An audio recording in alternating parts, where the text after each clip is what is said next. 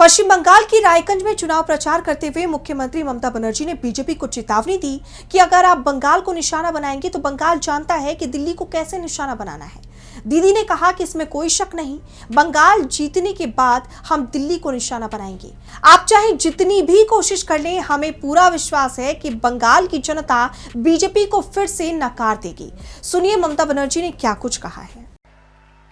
তোমরা বাংলাকে টার্গেট করেছো, বাংলাকে রাখবে না, বাংলা ভাষায় কথা বলা যাবে না, বাংলার মানুষের ভাষা থাকবে না, সংস্কৃতি থাকবে না, অস্মিতা থাকবে না, আশ্রয় থাকবে না, ঠিকানা থাকবে না।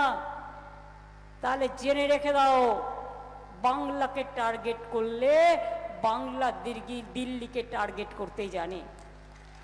বাংলা জয় করে আমাদের অঙ্গীকার, আমরা দিল্লিকে টার্গেট করব এবং পরিষ্কার বলি, যতই করো হামলা বিজেপির শূন্য হবে গামলা। যতই করো হামলা আবার জিতবে বাংলা।